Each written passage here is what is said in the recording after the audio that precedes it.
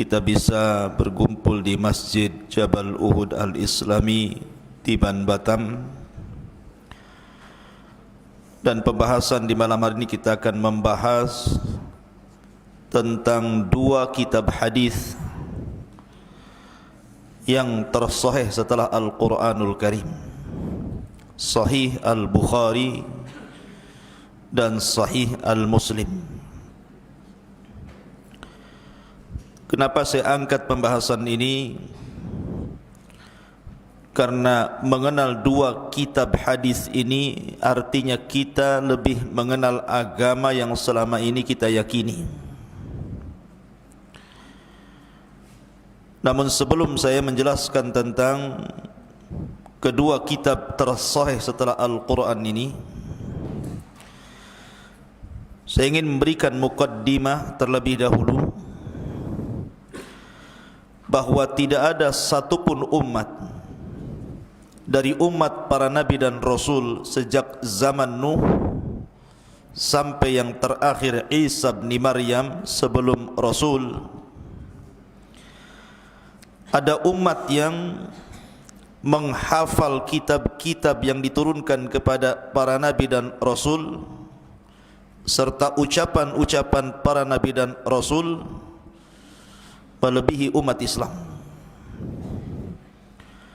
Tidak ada Bani Israel menghafal Taurat dan menghafal ucapannya Nabi Musa ataupun perbuatannya. Begitu juga umatnya Nabi Isa.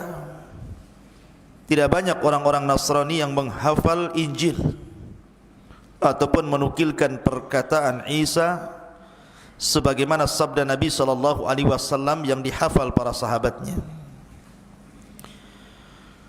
Dan ini menunjukkan keistimewaan umat Islam dibandingkan umat sebelum Islam.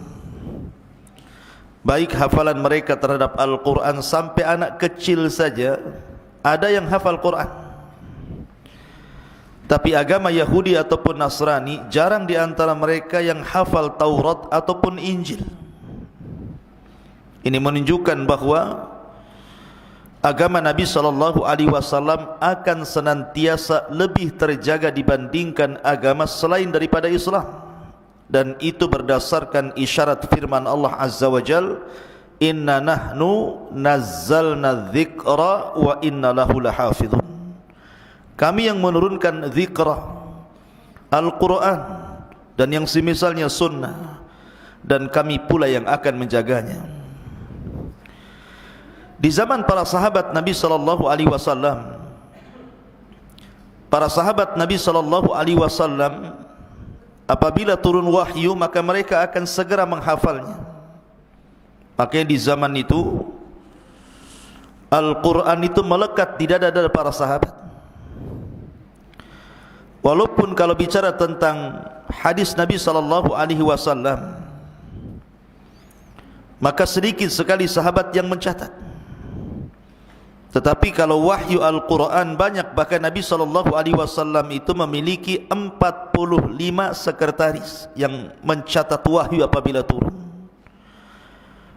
Di sana ada Mu'adz ibn Jabal, ada Anas ibn Malik, Zaid ibn Thabit, belum lagi Khulafaur Rashidin, Abu Bakar, Umar, Uthman, Ali, Muawiyah bin Abi Sufyan, Zaid ibn Thabit, dan banyak para sahabat yang dijadikan para pencatat Quran. Tetapi hadis Nabi SAW tidak banyak. Ada tapi tidak banyak. Seperti Abdullah ibn Amr bin As, itu tukang mencatat hadis. Jadi setiap Nabi SAW bicara atau melakukan sesuatu dicatat sama Abdullah ibn Amr bin As itu. Sampai suatu ketika ada orang-orang jahiliyah mengatakan kepada Abdullah ibn Amr ini, wahai Abdullah, kenapa kau catat segala sesuatu yang datang dari Muhammad? Bukankah dia manusia? Terkadang dia bicara dalam kondisi marah ataupun ridha. Maka dia pun menyampaikan perkataan orang ini kepada Nabi SAW. Tapi Rasul mengatakan, uktub wa ma kharajtu min lisani ilal haq. Tulis saja. Karena apapun yang keluar dari lisanku adalah sebuah kebenaran. Makanya Abu Hurairah radhiyallahu anhu mengatakan, tidak ada sahabat yang banyak hafalan melebihi diriku kecuali Abdullah ibn Amr bin As, karena dia mencatat. Jadi ada orang yang mencatat hadis, tapi tidak banyak di zaman Nabi SAW. Dan di masa Khalifah Umar bin Khattab radhiyallahu anhu, ketika wafatnya Rasul, kemudian Abu Bakar Siddiq, kemudian Khalifah jatuh ke tangan Umar bin Khattab, Umar itu sudah hendak membuat catatan-catatan hadis, karena dikhawatirkan kemudian hadis ini akan hilang. Akan tapi Umar mengurungkan niatnya karena dikhawatirkan manusia meninggalkan Quran dan beralih kepada hadis Rasul. Tidak jadi di zaman Umar itu. Baru kemudian di zaman Umar bin Abdul Aziz, barulah di zaman ini beliau mengutus Abu Bakar ibn Hazm, pembantunya, untuk berangkat menemui Al-Imam Az-Zuhri rahimahullahu ta'ala. Karena ketika itu memang tidak ada ulama yang pakar melebihi Imam Zuhri.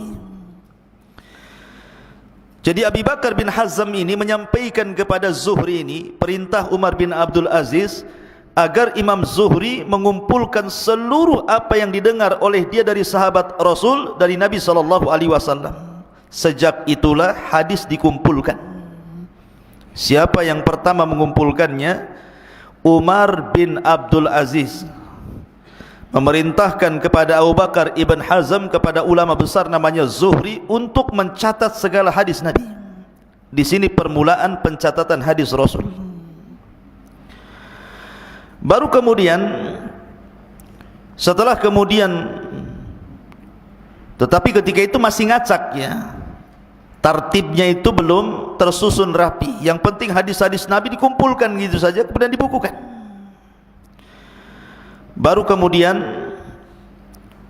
setelah datang orang-orang setelah Zuhri seperti Imam Malik, Abdullah ibn Mubarak, Ma'mar, Sufyan al-Thawri, Sufyan ibn Uyainah, Al-Laits, dan banyak para ulama setelah Zuhri ini, barulah mereka mulai mengumpulkan dan mencatat hadis Nabi SAW dan membukukannya. Dan itu pada abad kedua. Baru pada abad ketiga, inilah abad keemasan, di mana kemudian muncul orang yang kita bahas malam ini. Lahirlah Imam Bukhari, lahirlah Imam Muslim, Abi Dawud, Tirmidzi, Ibnu Hibban, dan seluruh para ulama mukharrij, pengeluar hadis. Mulailah mereka mengkhususkan kitab hadis yang tidak acak, yang acak-acak sebelumnya dikumpulkan dan dijadikan satu dengan sangat tertib. Bahkan Imam Bukhari dan Muslim sampai membuat kitab khusus namanya Sahih Bukhari dan Muslim, yang isinya hanya hadis-hadis sahih saja. Tetapi sebelumnya seperti Musnad Imam Ahmad, Muwatta Imam Malik, dan yang lainnya masih tercampur itu. Ada yang dhaif, ada yang sahih, ada yang diterima, ada yang ditolak. Tetapi ulama yang pertama kali mengumpulkan hadis sahih dan tidak memasukkan hadis dhaif hanyalah Imam Bukhari. Kemudian disusul oleh muridnya Imam Muslim, sehingga dua imam ini berkarya dengan karya yang luar biasa, dikenang oleh barat dan timur, sehingga kitabnya talaqathul ummatu bil qabul. Semua umat menerima dua kitab ini dan dijadikan sandaran hujjah dalam beragama, dan dua kitab ini adalah dua kitab tersahih setelah Al-Quran. Luar biasa.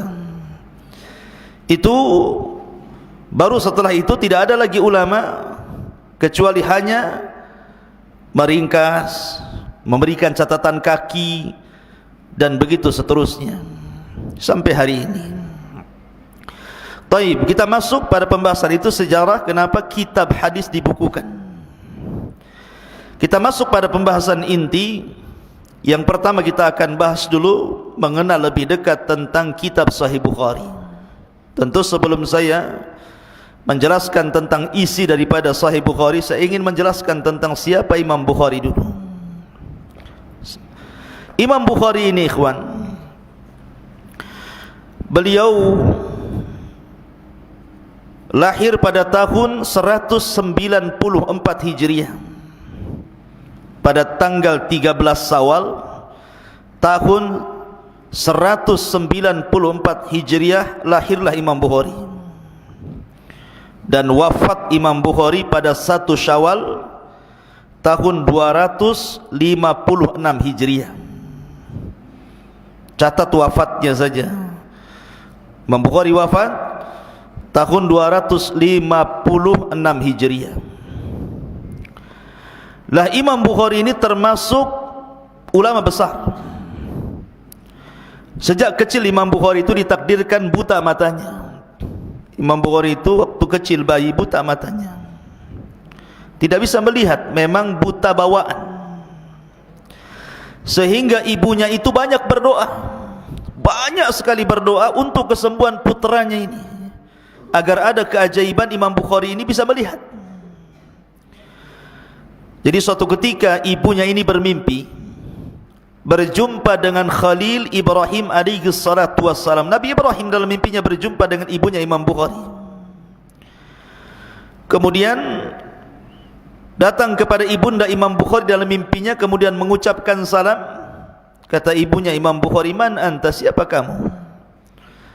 Maka dia menjawab, "Saya Ibrahim Khalilur Rahman.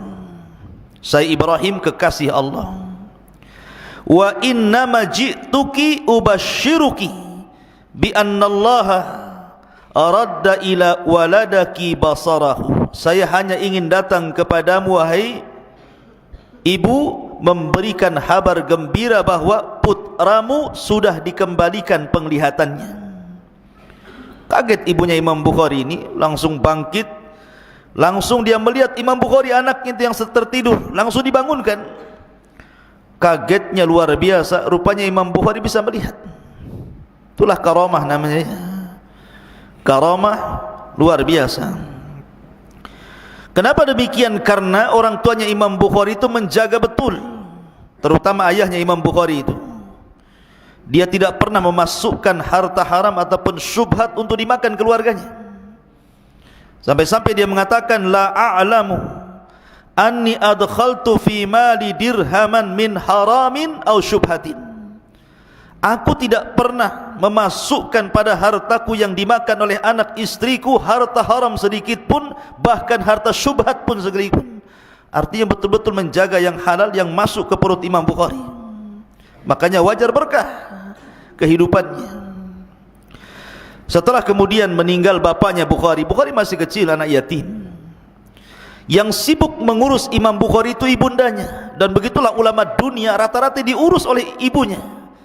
Imam Ahmad diurus oleh ibunya sehingga menjadi imam dunia. Abu Hanifah yang ngurus ibundanya sehingga menjadi imam dunia. Imam Syafi'i diurus oleh ibundanya sehingga menjadi imam dunia. Imam Syu'bah. Jadi rata-rata imam dunia itu terlahir yatim, dan ibundanya yang mengurus sehingga menjadi ulama besar. Makanya wajar kalau seorang ibu itu ummul madrasah, dialah guru yang terbaik yang ada di rumah. Adapun Imam Bukhari itu memang sudah dicintakan ilmu sejak kecil. Jadi Imam Bukhari itu dari kecil suka ilmu, suka hadis, penghafal hadis. Lah Imam Bukhari sendiri ikhwan yang dimuliakan Allah Subhanahu wa taala, diberikan kekuatan hafalan itu luar biasa. Di zaman itu dia punya guru namanya Muhammad Yahya Az-Zuhli. Muhammad Yahya Az-Zuhli itu gurunya dan merupakan qadhi hakim di Bukhara kala itu. Terus satu gurunya Imam Bukhari itu masih kecil, masih 11 tahun ketika itu hadir di majlis gurunya. Jadi gurunya Muhammad Yahya Az-Zuhli ini membacakan sebuah hadis dengan sanadnya. Kemudian gurunya mengatakan dari Sufyan, dari Abi Zur'ah, Abi Zubair, dari Ibrahim An-Nakhai, kemudian menyebutkan sanadnya. Imam Bukhari bangkit dan mengatakan, akhta'ta ya imam, kau salah. Tidak pernah Ibrahim An-Nakhai itu mendengar dari Abi Zubair. Kaget gurunya, bagaimana kau tahu bahwa Ibrahim An-Nakhai tidak mendengar hadis daripada Abi Zubair? Kata Imam Bukhari, cek saja kitab aslinya. Maka tiba-tiba dia mengambil buku, kemudian mengecek kitab aslinya. Rupanya betul perkataan Bukhari. Yang benar bukan Abi Zubair, tapi Zubair ibn Adi. Ibrahim An-Nakhai mendengar dari Zubair bin Adi, bukan Abi Zubair. Kata gurunya ini, dia mengatakan kepada murid-muridnya yang lain, catatlah ucapan anak kecil ini, maka dia benar. Jadi dari situ banyak para talabatul ilmi akhirnya mereka segan dengan Imam Bukhari. 11 tahun bisa menegur guru ulama dunia Muhammad Yahya Az-Zuhli ketika itu. Merupakan apa? Kecerdasan ilmu dan kekuatan hafalan. Makanya ketika Imam Bukhari besar, ketika usia 16 tahun, mulai dari rihlah itu berjalan ke negeri-negeri untuk mencari ulama. Dia berangkat ke Mesir, berangkat ke Mekah, berangkat ke Madinah, berangkat ke Irak, berangkat ke Baghdad, berangkat ke Syam, berangkat ke Kufah, ke Rai, Samarkand, Naisabur, Jazirah, dan banyak negeri-negeri dikelilingi Imam Bukhari. Padahal di zaman itu nggak ada pesawat, di zaman itu nggak ada kereta, nggak ada bus, paling tinggi naik unta atau jalan kaki.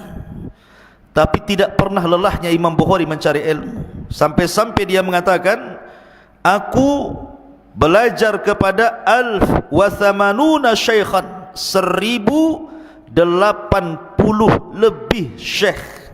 Itu gurunya Imam Bukhari. Jadi Imam Bukhari itu berguru kepada 1080 ulama. Luar biasa. Antum baru belajar sama Abu Humairah saja, sama Ustaz Soleh, berapa orang lah di sini gurunya? 10 atau 20 guru saja. Ini belajar ke 1080 syekh, dan semuanya kibar ulama, semua ulama-ulama besar, bukan ulama kaleng-kaleng, ya, ulama besar. Itulah Imam Bukhari rahimahullahu ta'ala. Dan Imam Bukhari ini dikenal ibadahnya, qiyamul lailnya luar biasa. Apabila datang bulan Ramadan, maka dalam satu hari dia mengkhatamkan 2 kali. Pagi hari dia baca Quran dari Al-Baqarah sampai An-Nas, selesai. Nanti di malam hari dia khatamkan lagi Al-Quran. Berarti selama Ramadan kalau setiap hari menghatamkan 2 kali, berarti kalau 30 hari berarti 60 kali dihatamkan Quran. Kuatnya beliau dalam beribadah. Ma'asyiral muslimin yang dimuliakan Allah Azza wa Jalla. Adapun di antara waraknya Imam Bukhari itu ikhwan,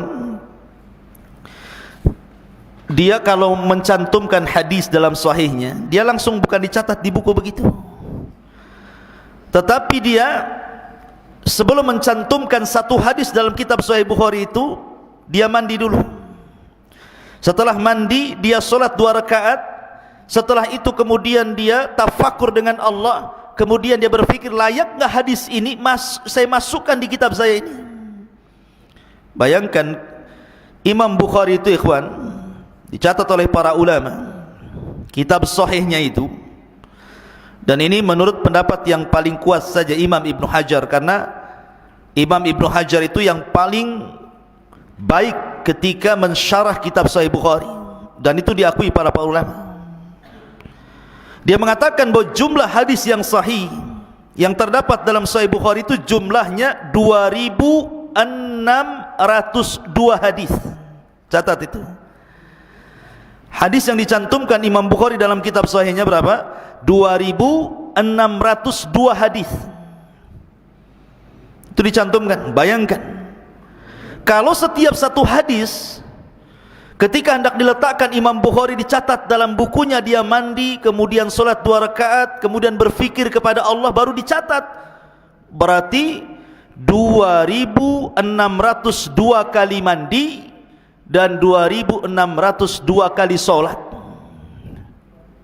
Karena setiap satu hadis mandi, solat, baru dicatat satu hadis dia. Istikharah kepada Allah Azza wa Jalla.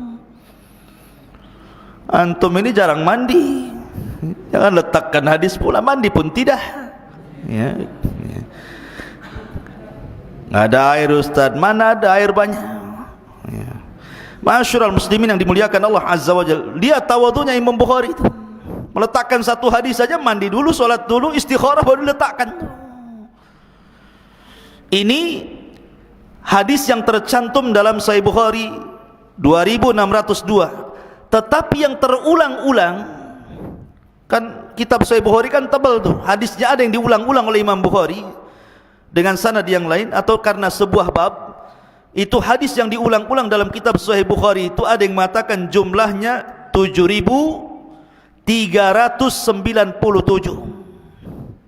7.397 hadis yang diulang-ulang. Ada yang mengatakan 7.275 hadis. Jadi hadis yang diulang-ulang dalam Sahih Bukhari itu ada yang mengatakan 7.397, ada yang mengatakan 7.275 hadis. Tapi yang tidak ada pengulangan, maksudnya yang dicatat Imam Bukhari dalam Sahih Bukhari itu ada yang mengatakan 4.000, tetapi menurut pendapat Ibnu Hajar 2.602 hadis. Itu Sahih Bukharinya saja itu. Dan setiap pemasukan satu hadis, dia mandi, dia solat, dia catat. Luar biasa. Ma'asyiral muslimin yang dimuliakan Allah Azza wa Jalla, Imam Bukhari ini memiliki guru-guru yang luar biasa. Di antara guru-gurunya yang sangat kondang adalah Imam Ahmad bin Hanbal, pencetus mazhab Hambali. Kemudian Ishaq ibn Rahaweh, seorang mazhab Syafi'i. Kemudian Yahya bin Ma'in, kemudian Fadl ibn Dakin, dan banyak lagi guru-guru Imam Bukhari. Kalau murid-muridnya jangan tanya. Imam Muslim muridnya, Imam At-Tirmidzi muridnya, Imam Abi Hatim muridnya, Ar-Razi, Abu Zur'ah Ar-Razi, Abu Bakar ibn Asim, Ibrahim ibn Ishaq. Itu ulama-ulama hadis tuh. Nanti kalau antum belajar mustalah hadis, kenal ulama-ulama ini. Ulama-ulama besar, pencatat hadis semuanya itu. Kalau muridnya saja sekelas Imam Muslim, Tirmidzi, Abi Dawud gitu ya, dan yang lainnya, berarti Imam Bukhari ini memang luar biasa. Jabalul Hifdi namanya, gunung hafalan tuh Imam Bukhari itu. Ma'asyiral muslimin, para santri, ikhwan dan akhwat yang dimuliakan Allah Azza wa Jalla. Lah Imam Bukhari juga dijelaskan, kalau dia memberikan kajian seperti saya seperti ini nih, yang datang itu bukan 100, 200, 1000, 2000, tidak. Sekali kajian itu asyratu alaf, 10.000 orang yang hadir di majelis dia. Itu kajian rutin itu. Kalau mungkin di pesantren banyak lah yang hadir karena banyak santri. Kalau saya ngisi kajian di masjid-masjid ya kadang 10 orang. Itu pun yang ngantuk separuh gitu. Kadang ya agak banyak lah, kalau ke Jabal Arafah, di Al-Khair, di Muhajirin lumayan gitu. Tapi ini yang hadir 10.000 orang setiap kajian coba. Dan dari mana-mana negara datang. Dari mana-mana negara datang hanya untuk hadir di majelis Imam Bukhari, mencatat hadisnya. Ma'asyiral muslimin yang dimuliakan Allah Azza wa Jalla. Adapun sebab kematiannya, Imam Bukhari ini kan bermasalah dengan gurunya, namanya Yahya Az-Zuhli tadi yang disebutkan. Bermasalah tentang masalah lafaz Al-Quran. Imam Bukhari menganggap lafaz Quran itu makhluk, sementara Yahya Az-Zuhli mengatakan lafaz Quran itu kalamullah. Padahal Imam Bukhari itu memerinci dengan mengatakan as-sautu sautul qari wal kalamu kalamul bari. Adapun suara yang keluar ketika membaca Quran itu suara makhluk, suara kita. Adapun kalam yang keluar itulah kalamullah Al-Quran. Tapi Imam Bukhari diserang akhirnya, banyak murid-muridnya yang kemudian menjauh dari Imam Bukhari karena ditahdir oleh gurunya, kemudian dia diusir dari negaranya. Bayangkan, diusir dari negaranya Imam Bukhari itu, ujian Imam Bukhari itu. Akhirnya dia keluar dari Bukhara, kemudian berjalan ke Samarkand sambil mengarang satu kitab bantahan gurunya, Khalqu Af'alil Ibad. Dari situlah Imam Bukhari banyak pikiran, sakit hati juga, ya manusiawi gitu ya. Akhirnya kemudian sakit dan dia mengatakan, Allahumma innahu dhaqat lid dunya, Allahumma faqbidni ilaik. Ya Allah, dunia ini terasa sempit bagiku. Ya Allah, kalau Engkau berkehendak cabutlah nyawaku. Maka Imam Bukhari pun kemudian meninggal di akhir malam. Di akhir malam, hampir mendekati Idul Fitri, di akhir Ramadan. Kemudian ketika Idul Fitri, barulah dia dimandikan, dikafankan dan dikuburkan. Imam Bukhari dikuburkan ketika Idul Fitri. Ya. Ma'asyiral muslimin yang dimuliakan Allah Azza wa Jalla, itu sekilas biografinya. Kita masuk kepada kitab inti yang kita bahas, mengenal kitabnya Imam Bukhari, Sahih Al-Bukhari. Namanya itu bukan Sahih Bukhari sebenarnya, itu kan kalimat singkat saja, Sahih Bukhari, Sahih Muslim. Tapi Imam Bukhari tidak memberi nama Sahih Bukhari, namanya panjang. Imam Bukhari memberikan nama kepada kitabnya itu Al-Jami, As-Sahih, Al-Musnad, Al-Mukhtasar min umuri Rasulillah sallallahu alaihi wasallam wa sunanihi wa ayyamihi. Kitabnya panjang namanya itu. Ya, saya ulangi, Al-Jami, As-Sahih, Al-Musnad, Al-Mukhtasar min umuri Rasulillah sallallahu alaihi wasallam wa sunanihi wa ayyamihi. Nah, itu judul kitabnya. Tapi yang kita kenal singkat saja Sahih Bukhari. Saya ingin tanya satu orang, coba ulangi, antum coba ulangi nama kitabnya. Antum jangan nengok ke belakang. Hah? Yang antum tulis gimana? Antum nulis apa? Hah? Nunduk ke buku tapi enggak ditulis. Al-Jami', As-Sahih, Al-Musnad, Al-Mukhtasar min umuri Rasulillah sallallahu alaihi wasallam wa sunanihi wa ayyamihi. Antum talabatul ilmi harus tak hafal gini namanya. Nanti ditanya nama kitab Sahih Bukhari apa, enggak tahu. Al-Jami'us Sahih, Al-Musnad, Al-Mukhtasar min umuri Rasulillah sallallahu alaihi wasallam wa sunanihi wa ayyamihi, atau dengan singkat Sahih Bukhari gitu saja. Itulah namanya. Kenapa disebut Al-Jami' As-Sahih? Karena kitab Sahih Bukhari itu berbeda dengan kitab Sunan.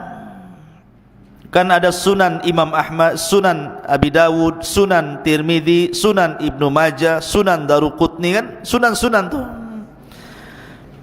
Kalau sunan-sunan itu, kitab-kitab sunan itu hanya lebih banyak kepada masalah hukum-hukum saja. Bahas salat, taharah, zakat, puasa, haji gitu ya. Tolak, nikah, buyu dan begitu seterusnya. Hanya berkisah tentang hukum-hukum. Jadi kitab-kitab sunan itu isinya hanya berkisah tentang masalah hukum-hukum saja. Tapi Sahih Bukhari namanya Jami'. Jami' itu sesuatu yang mencakup segalanya. Jadi dalam Sahih Bukhari itu juga dijelaskan tentang tauhid, kitabul iman, kitabul ilmi, ta'bir ru'ya, kitabur riqaq, kitab al-fadail, tafsir, hukum. Jadi lengkap. Makanya disebut Al-Jami'. Adapun disebut sahih karena Imam Bukhari tidak pernah memasukkan dalam kitabnya kecuali yang sahih-sahih saja. Jadi Imam Bukhari tidak pernah memasukkan dalam kitabnya kecuali hadis-hadis sahih saja.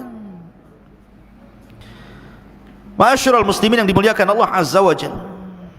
Taib, pertanyaannya, kenapa Imam Bukhari sampai mengumpulkan kitab Sahih Bukhari sehingga kitabnya menjadi kitab kondang di kalangan ahli sunnah wal jamaah?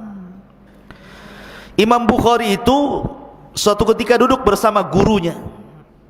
Siapa guru Imam Bukhari? Ishaq ibn Rahawayh, seorang yang bermadzhab Syafi'i, itu gurunya Imam Bukhari.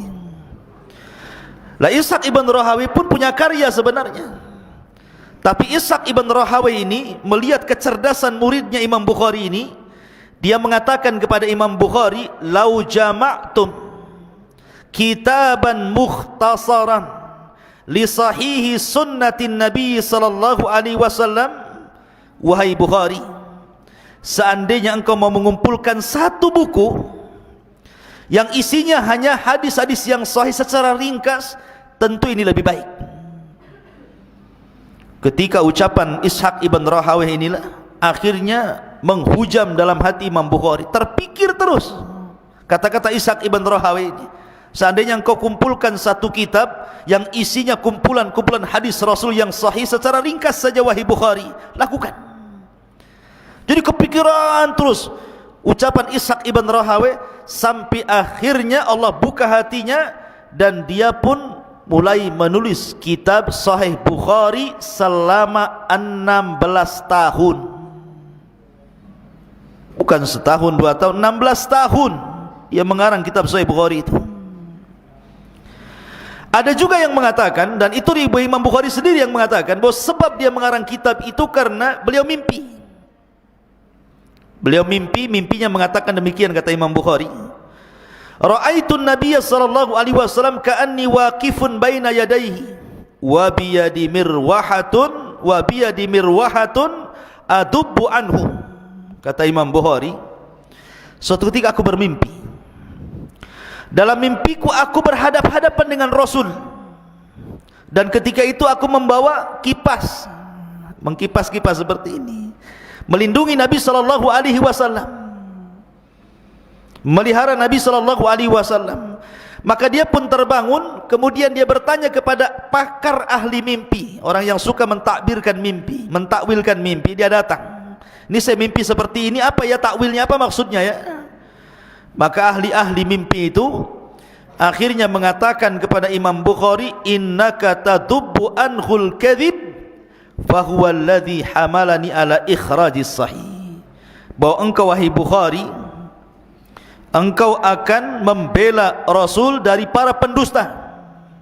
Sebab itulah, kata Imam Bukhari, yang menjadikan aku mengeluarkan hadis-hadis Nabi sallallahu alaihi wasallam. Dari inilah sebabnya Imam Bukhari mengarang kitab Sahih Bukhari. Ada yang mengatakan karena nasihat gurunya Ishaq ibn Rahawayh, ada yang mengatakan karena mimpinya beliau. Maka dengan mimpi itu dia mentakwilkan kepada pakarnya, kemudian dari sebab itulah dia mengarang kitab Sahih Bukhari. Ma'asyiral muslimin yang dimuliakan Allah Azza wa Jalla,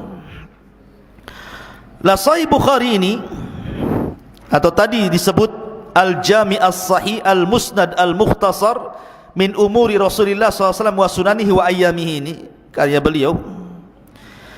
Ini Imam Bukhari luar biasa, ikhwan. Jadi beliau jika mengarang kitab ini betul-betul dia menseriusi, enggak asal-asalan. Imam Bukhari ini sebenarnya beliau hafal kitab itu, hafal hadis-hadis yang sahih itu banyak. Bukan 2602 hadis yang tercantum dalam Sahih Bukharinya saja, tidak. Bahkan dia pernah mengatakan bahwa saya menghafal hadis yang sahih, saya menghafal hadis yang sahih itu lebih daripada 100.000 hadis. Bayangkan, hafal hadis mi'atu alfi hadis, itu yang ada di kepala Imam Bukhari itu. Hafidtu min hadithi Rasulullah sallallahu alaihi wasallam mi'ata alfi hadisan. Bayangkan, aku hafal dari hadis Nabi itu sampai 100.000. Bukan 100 hadis, antum arba'in saja balik loh, nggak hafal-hafal gini. Ini 100.000 hadis dia hafal di kepalanya, bukan di luar kepala kayak antum di luar kepala hadisnya. Ini dalam kepala ya. Jadi, tetapi anehnya yang dicantumkan dalam kitab As-Sahih Al-Jami' Al-Musnad Al-Mukhtasar min umuri Rasulillah wa sunanihi wa ayyamihi, ini hanya 2602 saja kan. Kenapa tidak dicantumkan semua di situ? Ada yang mengatakan boleh jadi hafalan sebanyak itu karena tidak semua hadis. Boleh jadi mungkin perkataan para sahabat Rasul, Abu Bakar berkata, Umar, Uthman, Ali, atau mungkin perkataan tabi'in. Kalau perkataan sahabat disebut mauquf, kalau perkataan tabi'in disebut maqtu, gitu ya. Atau mungkin hadis itu banyak jalurnya, sehingga Imam Bukhari menghafal bersama jalur-jalurnya sehingga sampai 100.000 hadis beliau hafal, walaupun yang dicantumkan hanya 2.602 hadis dalam sahihnya, dan yang terulang-ulang yang sekitar 7.000 lebih tadi, 7.375 hadis yang terulang-ulang gitu ya. Tetapi ini menunjukkan bahwa cerdasnya hafalan Imam Bukhari, dan dialah pertama yang mengarang kitab sahih, maksudnya kumpulan hadis sahih yang sebelumnya belum pernah ada ulama yang mengumpulkan hadis yang khusus yang sahih saja dalam satu buku. Berarti dia mencetak sejarah, karena dia awal yang mencetak kitab yang mengumpulkan hadis-hadis sahih saja. Ma'asyiral muslimin yang dimuliakan Allah Azza wa Jalla. Lah, di antara pujian para ulama atau perhatian para ulama kepada kitab Sahih Bukhari luar biasa. Karena kalau kita melihat tidak ada satupun kitab yang disyarah seperti sarahnya dalam kitab Sahih Bukhari ini. Kan kitab itu banyak dikarya para ulama tuh, tetapi tidak ada satupun kitab yang disyarah oleh para ulama sebanyak sarah Sahih Bukhari. Banyak sekali, sampai-sampai para ulama mengatakan ratusan para ulama mensyarah kitab Sahih Bukhari itu. Walaupun demikian, yang paling masyhur dari sarah Bukhari apa? Fathul Bari namanya. Lah, Fathul Bari ini sebenarnya yang pertama mengarang siapa? Ibnu Rajab Al-Hambali. Itu yang mengarang pertama kali kitab Fathul Bari itu Imam Ibnu Rajab Al-Hambali. Tapi sayang keburu meninggal, dan syarahnya baru sampai kepada Kitabul Janaiz saja, kitab masalah jenazah saja. Kemudian diteruskan oleh muridnya namanya Abdurrahim Al-Iraqi, atau dikenal dengan Imam Iraqi. Kemudian muridnya mengarang kitab namanya Fathul Bari juga, sarah Sahih Bukhari. Tetapi Imam Iraqi pun keburu meninggal, dan syarah Sahih Bukhari yang dikarya beliau tidak tahu ada di mana, hilang, tidak sempat dicetak. Kemudian datang muridnya Imam Iraqi namanya Ibnu Hajar Al-Asqalani. Lah, Imam Ibnu Hajar Al-Asqalani akhirnya mengarang kitab juga namanya Fathul Bari. Dan Allah karuniakan kepada beliau usia yang panjang sehingga bisa merampungkan sarah Sahih Bukhari, Fathul Bari. Dan Imam Syaukani mengatakan ketika memuji kitabnya Imam Ibnu Hajar Fathul Bari, la hijrata ba'dal fathi, katanya. Tidak ada hijrah lagi setelah Fathul Bari. Artinya tidak perlu melihat kitab lain ketika mensyarah Sahih Bukhari. Jadi Fathul Bari itu ada 3 marhalah. Pertama dikarang oleh Ibnu Rajab Al-Hambali sampai Kitabul Janaiz. Setelah itu meninggal, diteruskan muridnya oleh Abdurrahim Al-Iraqi, tapi kitabnya enggak ada.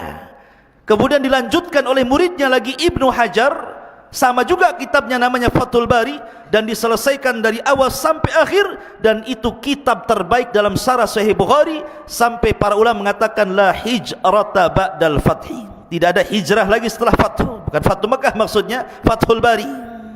Ya. Lihat bagaimana para ulama memberikan perhatian kepada Sahih Bukhari ini, luar biasa. Ya, kalau karya-karya yang lain sih banyak.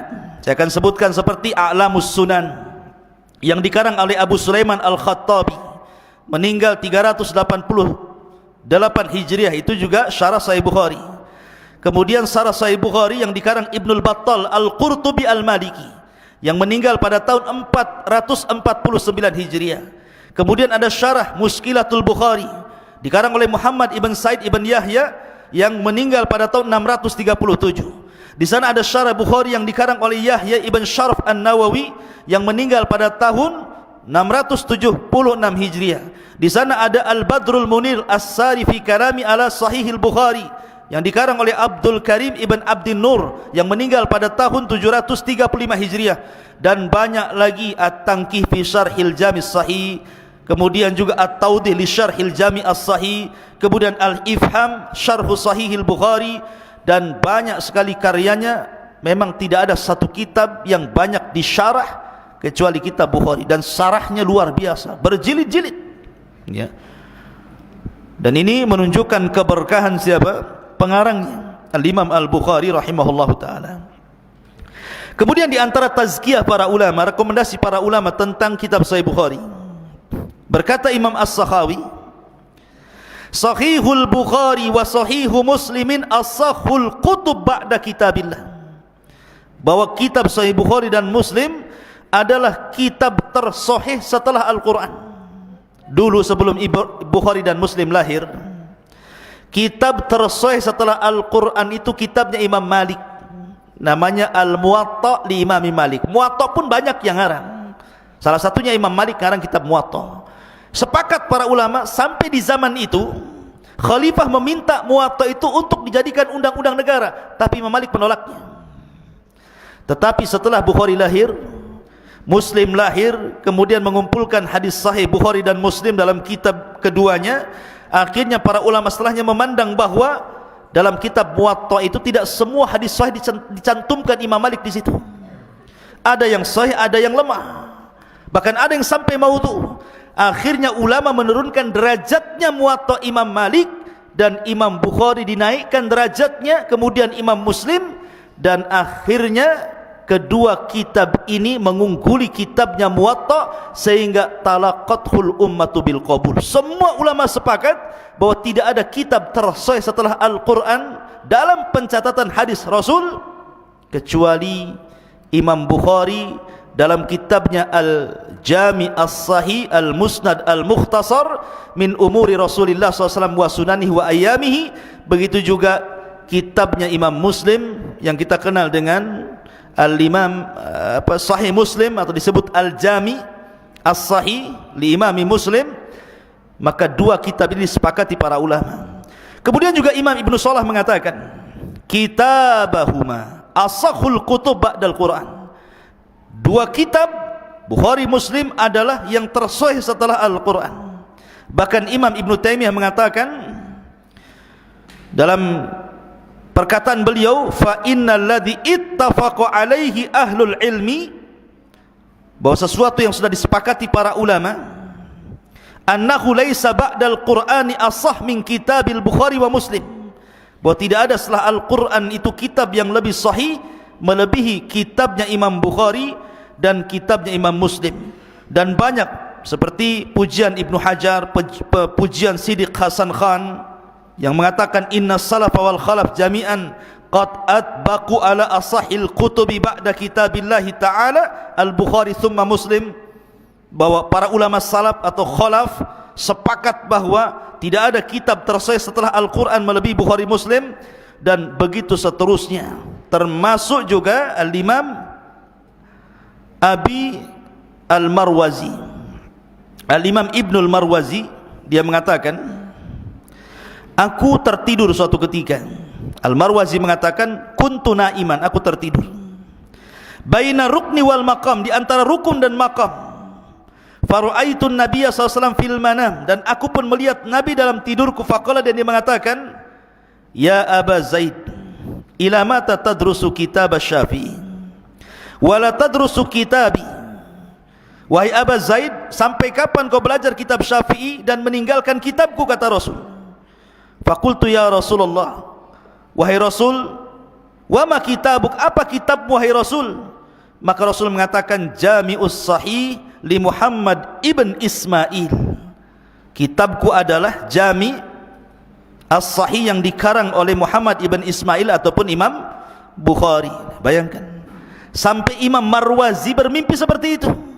Didatangi Rasulullah. Imam Marwazi kan dia mendalami fikih Syafi'i. Kata Nabi, kau disibukkan dengan fikih Syafi'i, sekali-kali kau sibukkan dengan kitab hadis, maksudnya gitu. Ini yang ngomong Rasulullah nih dalam mimpinya Al-Marwazi ini. Kata Marwazi, aku enggak paham kitab yang kau maksud wahai Rasul. Maka Rasulullah SAW mengatakan apa? Kitabnya Jami As-Sahih yang mengarang Muhammad ibn Ismail Al-Bukhari. Sampai ulama dimimpikan tentang Sahih Bukhari loh, bayangkan.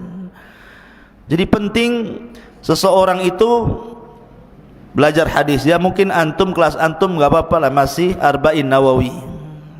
Itu kan banyak, hampir secara global diriwayatkan oleh Bukhari Muslim. Arba'in Nawawi dulu antum hafal, baru nanti naik ke yang lebih tinggi daripada Arba'in Nawawi. Ma'asyiral muslimin yang dimuliakan Allah Azza wa Jalla, santri ikhwan dan akhwat yang dimuliakan Allah Azza wa Jalla, ini apa namanya di antara sedikit dari biografi dari Sahih Bukhari. Karena waktu juga singkat, kita masuk pada Sahih Muslim. Sahih Muslim. Bicara tentang Sahih Muslim, tentu kita akan bicara sedikit tentang siapa Imam Muslim. Imam Muslim itu termasuk a'immatul Islam, ulama-ulama Islam. Dan kitabnya tersahih setelah Al-Quran, setelah Sahih Bukhari tentunya ya.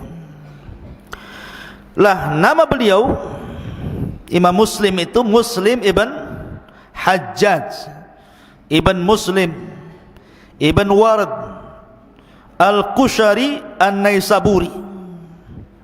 Beliau dilahirkan sekitar tahun 206 Hijriah,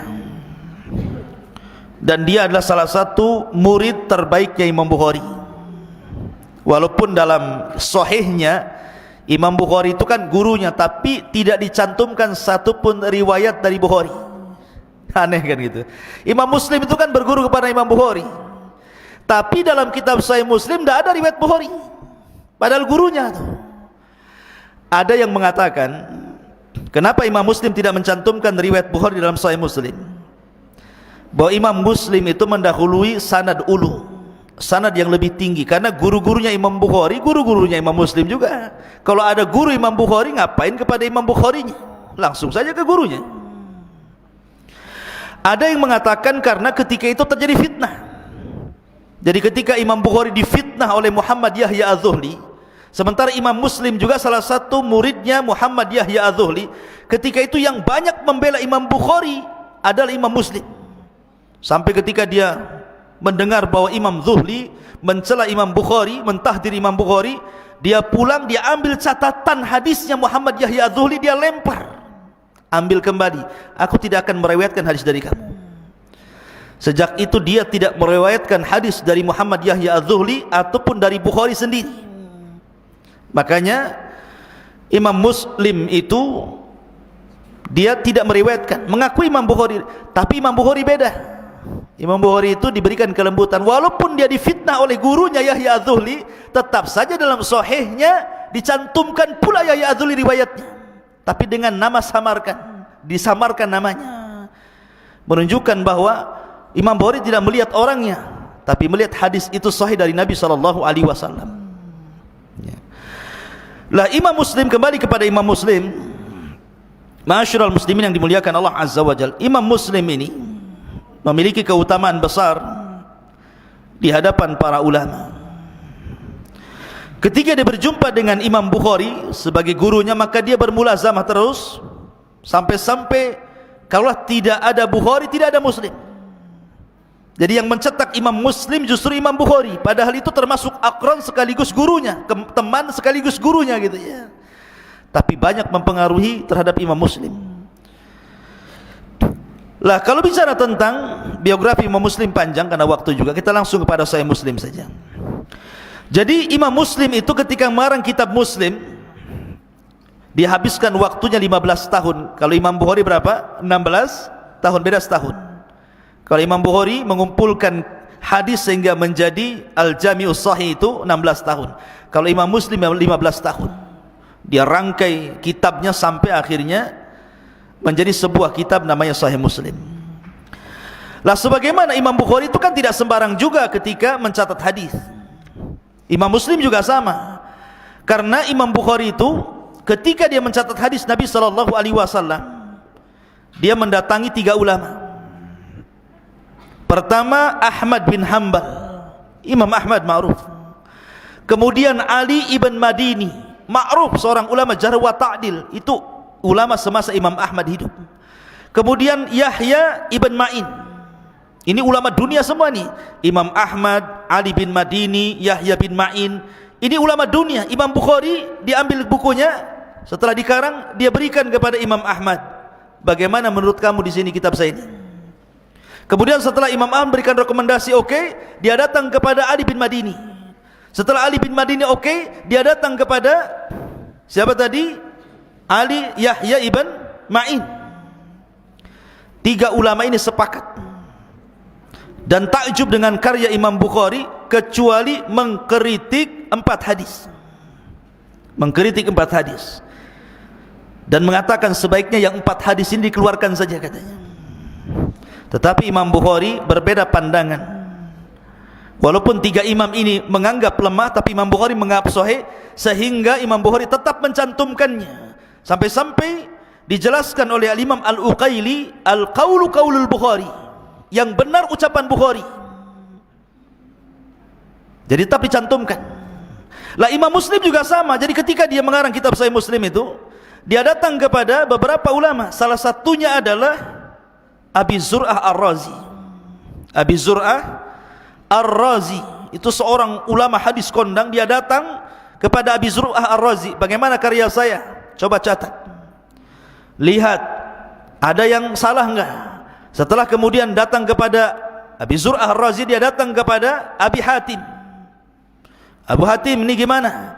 Kemudian setelah itu dia datang kepada Muhammad ibn Muslim dan banyak beberapa para ulama. Dan Imam Muslim ini mengikuti saran ulama. Jadi kalau kata Abi Zur'ah Ar-Razi, kayaknya hadis ini bermasalah, keluarkan saja, dia keluarkan.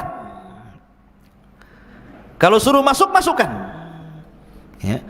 Jadi memang sudah dapat rekomendasi. Makanya antum kalau nanti suatu ketika Allah takdirkan menjadi penulis gitu kan, kemudian ngarang buku, nggak bisa langsung dicetak, tapi antum harus cari mungkin ustadz yang senior, tolong ini baca karya saya ini, ada yang salah enggak? Nanti kalau bisa dikasihlah muqaddimah di depan gitu. Seperti itulah kebudayaan ulama ketika mengarang buku, itu maksudnya. Lah Imam Bukhari ini berbeda dengan Sahih Bukhari. Jadi Sahih Muslim ini berbeda dengan Sahih Bukhari. Kalau Sahih Bukhari itu tertata dengan bab. Jadi Sahih Bukhari itu kan ada babnya itu. Nanti kitab solat itu babnya macam-macam.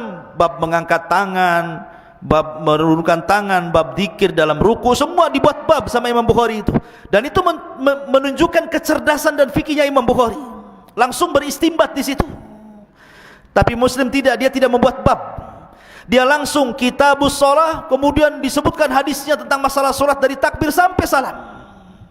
Tidak, dia tertatib dengan bab gitu ya. Lah yang membuat bab itu justru Imam Nawawi yang mensyarahnya. Dan syarah Imam Nawawi syarah terbaik dalam Sahih Muslim. Syarah Sahih Muslim Imam Nawawi itu barulah dikasih bab. Ada yang mengatakan qadiyat, ada yang mengatakan Imam Nawawi yang membuat bab sehingga menjadi tertata. Tapi kalau kitab aslinya enggak ada babnya. Langsung kitabus shalah, kemudian hadis dicantumkan banyak-banyak di situ. Kalau Imam Bukhari tidak rapi, dia ada bab ini, bab ini, bab ini, sehingga ketika orang membacanya langsung paham bagaimana istimbat Imam Bukhari dalam hadis itu. Terkadang satu hadis dipotong-potong jadi banyak, dibuat per bab gitu ya. Kemudian juga yang membedakan Sahih Muslim dan Bukhari, kalau di dalam kitab Bukhari tidak ada mukadimahnya. Coba antum beli kitab Sahih Bukhari, matannya itu langsung buku saja, buka di awal langsung bismillah. Kemudian hadis yang pertama, innamal a'malu binniyat wa innamal likulli imri'in ma nawa, wa man kanat hijratu ila Allah war rasul fa hijratu ila Allah war rasul, wa man kanat hijratu lidunya aw imra'atin yankihuha fa hijratu ila ma hajara ilaih. Kemudian baru dibuat bab. Enggak ada mukadimah sama sekali. Tapi kalau antum beli kitab Sahih Muslim, banyak mukadimahnya itu. Maksud mukadimah ini, apa sih tujuan Imam Muslim mengarang kitab, dijelaskan dalam mukadimah itu. Walaupun kebanyakan para ulama jarang berikan mukadimah, tapi ini salah satu keistimewaan Imam Muslim memberikan mukadimah dalam kitabnya sebelum masuk kepada bab, sebelum masuk kepada hukum-hukum yang akan ditulis dalam kitab Sahih Muslim itu. Dan jumlah hadis yang diletakkan dalam Sahih Muslim itu 4,000. Berapa? 4.000 hadis. Kalau tadi Bukhari berapa yang tidak terulang? Siapa yang hafal? 2.602. Yang terulang-ulang 7.375 hadis. Ada yang mengatakan? Ahsan. Ya. Jadi kalau Imam Muslim yang dicantumkan dalam sahihnya hanya 4.000 hadis. Ada yang mengatakan 3.300 hadis, ada yang mengatakan 3.300 hadis, ada yang mengatakan 4.000 hadis. Tapi kalau yang terulang-ulang banyak. Berapa? Isnai asyara alfan. 12.000 hadis yang terulang-ulang. Tetapi yang tidak terulang-ulang 4.000, ada yang mengatakan 3.030 hadis. Itulah kitab Sahih Muslim. Lah di antara ikhwatu fillah muliakan Allah Azza wa Jalla, Imam Muslim ini punya gaya dalam mencatat hadis. Dalam mengarang kitab itu Imam Muslim punya gaya, punya metode gitu kan. Jadi Imam Muslim ini membagi orang-orang yang diambil riwayat itu kepada 3 kelompok. Kelompok yang pertama yang disebut dengan martabatul ula. Memang ini martabat tertinggi. Seperti Sufyan Ats-Tsauri, Sufyan ibn Uyainah, Imam A'mash, Ibrahim An-Nakhai, Ibnu Mubarak, Muhammad Al-Mahdi. Itu rutbatul ula namanya, kelompok yang paling tinggi. Ini kalau ada hadis datang dari orang-orang ini, maka Imam Muslim sudah tidak komentar, langsung ambil, dicantumkan dalam sahihnya. Ini kelompok yang pertama nih, yang Imam Muslim tidak pernah komentar. Kalau datang hadis dari 2 Sufyan, Sufyan Ats-Tsauri dan Sufyan ibn Uyainah, kalau datang dari hadis dari A'mash, Ibrahim An-Nakhai, Ibnu Mubarak, Muhammad Al-Mahdi dan ulama sezaman mereka, Imam Muslim tidak tanya-tanya. Kalau hadis datang dari mereka, langsung dicantumkan dalam sahihnya. Karena mereka adalah kelompok yang luar biasa. Kemudian kelompok yang kedua, Imam Muslim itu mengambil hadis dari orang-orang yang secara agama itu bagus, disaksikan syahidalahu ahlul khair wad din. Jadi ulama menyaksikan dia memang orang baik, ahli agama, ahli ibadah. Tetapi dalam hafalan hadis bermasalah. Dibicarakan para ulama. Seperti umpamanya Yazid ibn Abi Ziyad, Lais ibn Abi Sulaim dan yang lainnya, itu dibicarakan tentang hafalannya. Tetapi ketakwaannya luar biasa. Lah Imam Muslim tetap mengambil. Tetapi bukan dijadikan hadis inti, tapi dijadikan mutabi namanya. Hanya penguat saja. Tapi Imam Bukhari tidak mau.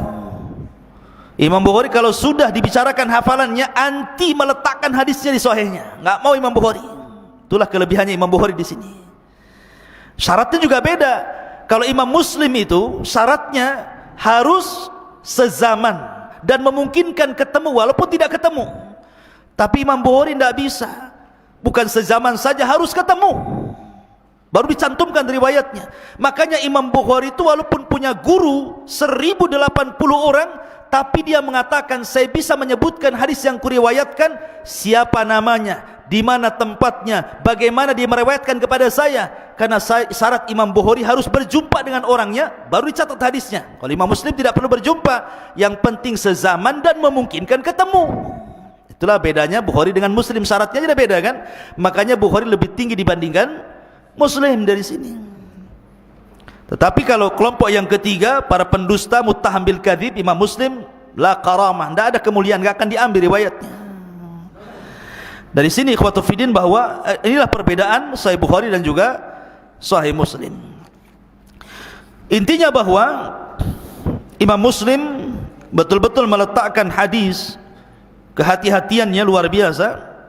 Tetapi kalau kita melihat rijalnya hadis Bukhari dan Muslim itu, maksudnya guru-gurunya atau jalan-jalannya, jalur-jalurnya hadis itu, ada yang rijalnya Bukhari juga rijalnya Muslim, dan itu banyak, ribuan. Tapi ada juga Imam Bukhari ini meriwayatkan rijalnya tidak ada dalam Sahih Muslim, begitu juga rijalnya dalam Sahih Muslim tidak ada dalam Sahih Bukhari. Tum paham nih rijal-rijal gini. Nanti akan sampailah pelajarannya ke mustalah hadis. Saya akan menerangkan saja, nanti akan paham. Ada yang mengatakan bahwa 435 rijal beriwayat hadis yang dicantumkan dalam Sahih Bukhari tidak ada pada Sahih Muslim, dan 620 rijal Sahih Muslim tidak ada pada Bukhari, walaupun kebanyakan rijalnya bersepakat. Makanya ada istilah muttafaq alaih, disepakati keduanya, Bukhari Muslim gitu ya. Ada rawahul Muslim saja, ada rawahul Bukhari saja, ada muttafaq alaih disepakati keduanya kan gitu.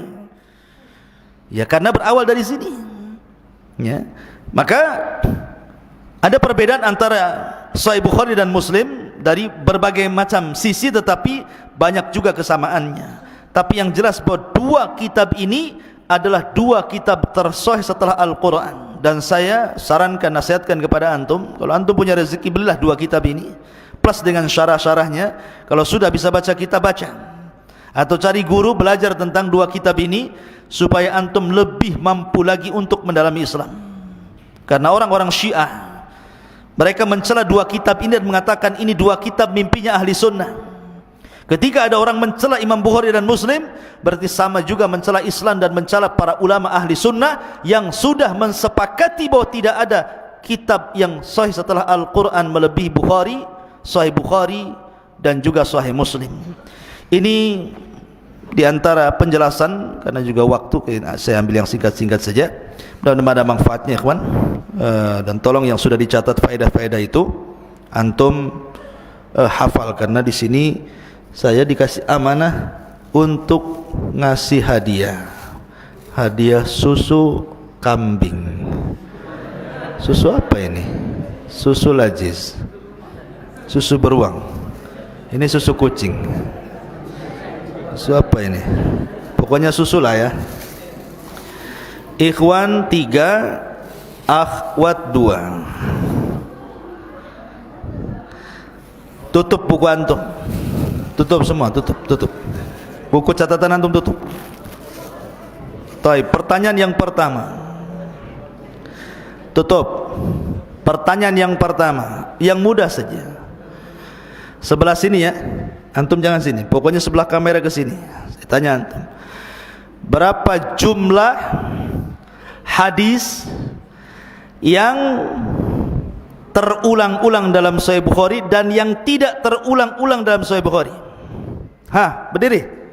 Berdiri.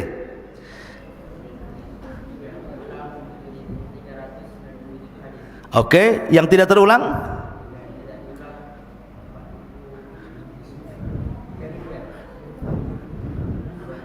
Dua ribu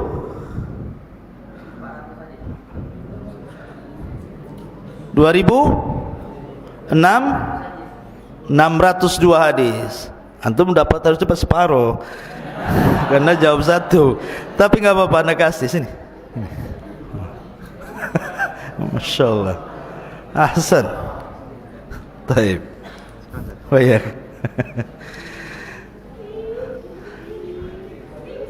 Dua, antum sini. Sebutkan 3 muridnya Imam Bukhari. Tiga muridnya Imam Bukhari. Enggak usah 32 saja. Enggak usah 21 saja. Antum berdiri. Imam Muslim. Wow, dia Muslim aja antum. Fadhil. Satu lagi rame-rame.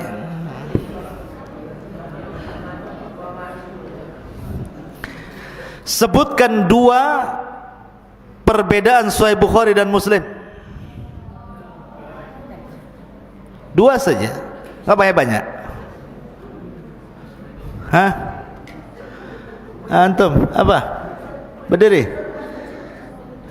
Enggak tahu. Antum, afdal.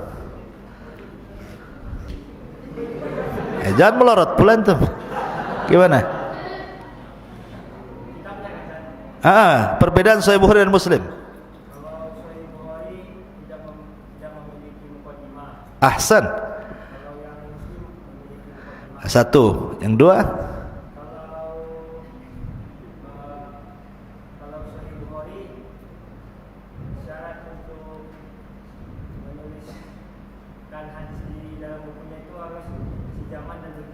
Ahsan. Muslim? Iya, memungkinkan berjumpa. Ahsan, Masya Allah. Ini antus lajiz. Fadal. Sarungnya diikat dulu. Nanti melorot sampai di sini. Sini. Fadal. Jazakallahu khairan. Salaman dulu. Sekarang akhwat. Ada mic-nya enggak di belakang tuh? Ada, taib.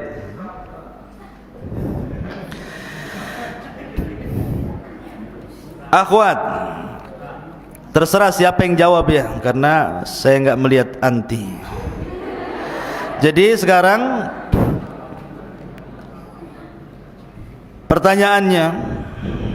pertanyaannya siapa yang pertama kali, khalifah siapa yang pertama kali memerintahkan untuk membukukan hadis? Dan siapa yang menulisnya, yang mengumpulkannya? Atas perintah khalifah siapa? Dan ulama siapa yang pertama kali mengumpulkannya? Ayo, yang tidur pula lah di balik tabir ini.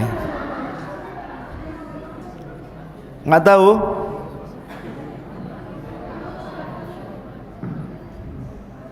Coba siapa yang jawab?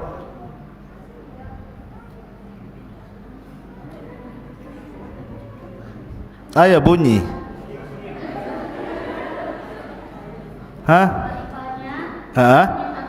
Ahsanti. Terus yang Imam Zuhri ahsanti. Tolong lempar di kolongnya tuh. Ini. Oke. Jangan lempar dari atas kena kepala nanti. Lempar dari kolong saja. Taib. Pertanyaan yang kedua sekaligus terakhir.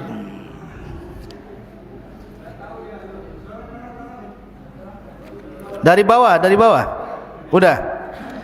Jangan rebutan satu. Taib. Sebutkan alasan kenapa Imam Bukhari mengarang kitab Sahih Bukhari. Satu saja alasannya. Kenapa Imam Bukhari sampai mengarang kitab sahihnya? Apa alasannya?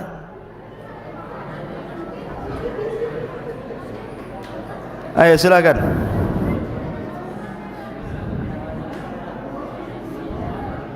Diam dulu Iwan, diam dulu biar dengar di belakang.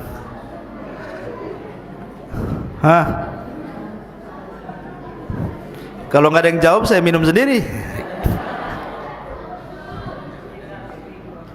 Ayo kasihkan mic-nya yang mau jawab tuh. Apa alasannya? Kenapa Imam Bukhari sampai mengarang kitab Sahih Bukhari itu? Apa penyebabnya? Karena perkataan gurunya. Siapa namanya? Ahsanti, Masya Allah. Nih. Iya, dengan berakhirnya susu terakhir, maka berakhir pula kajian di malam hari ini. Mudah-mudahan ada manfaatnya. Subhanakallah bihamdika asyhadu an la ilaha illa anta astaghfiruka wa atubu ilaik. Allah taala. Assalamualaikum warahmatullahi wabarakatuh.